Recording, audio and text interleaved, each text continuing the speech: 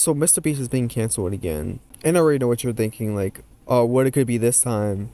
Oh, what did he do? How about that person here? He's such a terrible person. But no, this cancellation has actually been a more reasonable cancellation of Mr. Beast, and it actually kind of might be his fault this time. But Mr. Beast has been called out by this YouTuber named Rosanna pansino, and she's basically unhappy with the way Mr. Beast edited one of his videos that she was a competitor in. The video was titled Extreme $1 Million Hide and Seek and took place in the SoFi Arena Stadium. The video featured many large content creators like Logan Paul, Larry, MatPat, and many more that were all competing to win $1 million. And all they had to do was hide until they were the last one found. Seems pretty simple, right? Well, apparently not, but we'll get more into that later. But basically, Rosanna tweeted out saying, Mr. Beast isn't the real as person he claims to be, and he edited out her placement in this video, saying that she actually got 3rd place, but in the video she got 5th place. But in the video it was Logan Paul 3rd, Larry 2nd, and Zach King 1st. But she planned to just beat Logan Paul, who was in her place in the video. And Larry, who was in 2nd, got disqualified for sleeping when he was supposed to rotate to the next hiding spot. Also, I just realized I've been saying his name wrong the whole time. It's Lorray. I genuinely had no idea. That was Larry this whole entire time. My bad. And Zach King, who overall won the challenge, technically didn't win, because there was a contract that YouTube and the stadium signed, saying that the contestants had to be in an easily accessible place, which Zach King wasn't. MatPat even pointed out when they were trying to find him, saying that he saw debris falling from the... But nobody wanted to go check up there because it would violate the contract. So the creators just thought it was construction workers doing construction on the roof. And the only person that really ever beat her was Quackity. So technically she'd be in 2nd because both Zach King and Lorray didn't follow the rules. But I'm not really too sure if Lorray was still in the safe zone when Rosanna got out, which technically should still be in 3rd. I told you guys this is going to be very confusing. Oh wait, I don't think I mentioned that. This is going to be very confusing, guys. But many people are wondering why she took 2 years to come out and say this, and if she's just saying this for clout. Because just the day after saying this, she released a new song. I do find it pretty strange that she released a song like right after saying this. That's kind of fishy. But I don't think she said it for clout, because she's actually a very well respected person on the internet, and she's barely gotten any drama. Kind of seems like everybody's surprised that she's in drama right now. So it seems genuinely like a nice person that's not doing it for clout. And plus, she's already big. Like, she's been in the game for 10 plus years, and she got 14 million subscribers on YouTube, and she got like a bunch of shows. So I think we could throw that theory out the window. Okay, so if it wasn't for clout, then why did she wait 2 years? Honestly, I have no idea. I don't think we have the answer for that one yet.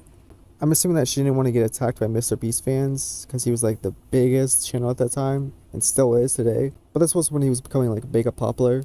So I'm assuming that's why she didn't come out about it at that time.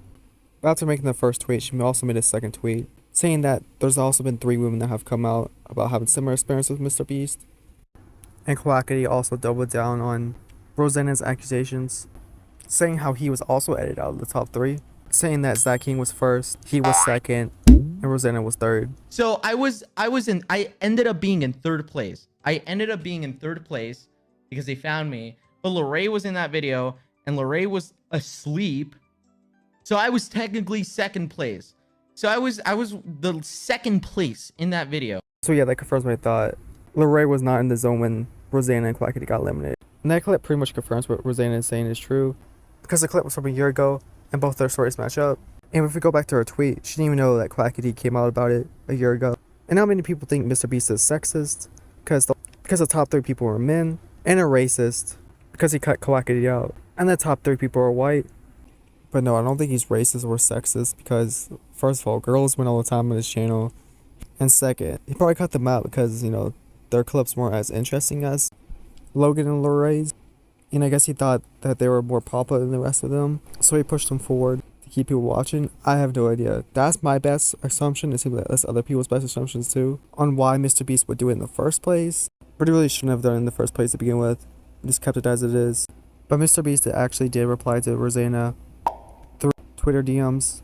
And this did not make Mr. Beast look good at all. He was acting very weird. And he kept trying to like get her to call him. And she really didn't want to be called with him, because she knew that he could say whatever he wants on call. And the text, she has evidence to what he's saying. Anyways, here's the text messages. Jimmy says, "What's your phone number? I'd love to call and see if we can figure out what happened." She says, "Hey Jimmy, my intention of speaking up is not to be malicious or create drama. I was really hurt by your editing decision you made. Editing me out of the top 3 and making me perform worse than I did felt awful." Quackity was also edited out of the top 3. I also talked to him about it. I've stayed silent about it for too long. It's caused me mental stress and anguish. Okay, maybe that's a little too far. It's not mentally healthy for me to have someone make me look worse than I am. To millions of people. I would never do that to a fellow creator.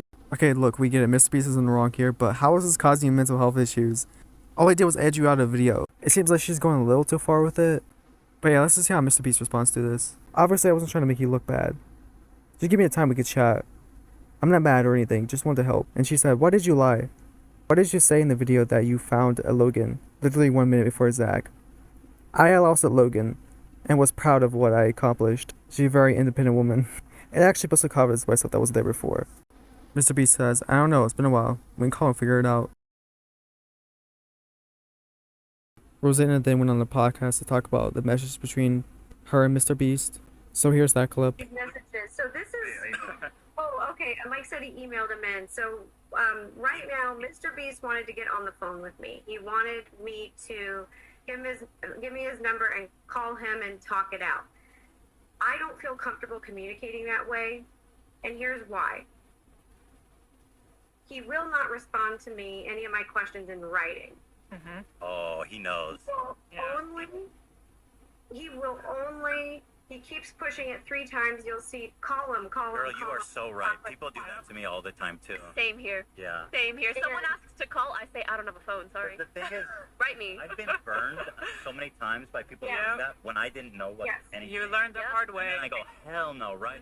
Only. We're going to need that answer in writing. Yeah. Yep, and whatever he can say to me on the phone, he can say to me in writing. Exactly. And I know this, unfortunately, because I've been in entertainment for a really long time, and unfortunately, I was in a situation different than this, but someone did this to me, and I learned the hard way, and so I'm not doing that again. And I asked him flat out, I'll show you, Mike is sending over the messages. I asked why he lied. I asked him. He won't answer. He says he can't remember. And so the very last message I sent him, I said, send me the raw footage and let's check the timeline. And I got radio silence. Because he's like, dude, that's... he knows if he puts... God knows what's in there, you know, if you sift through the whole damn... I mean, God. He's never gonna share that. When someone goes silent when you call them out in their BS, they're most likely guilty. He was like, my perfect image is fading away, no. Quick, if I don't respond to her, she's not there. I guess that's probably what he thought. But yeah, she also said this, just out of the blue. No, there's comments he made to me on the elevator with Matt Pat that are just rude. I mean, there's a lot of stuff. So no, you can just leave it like that. What did he say? This is like some life-ruining stuff. Like, I'm trying to think of what he said. Like, I don't know.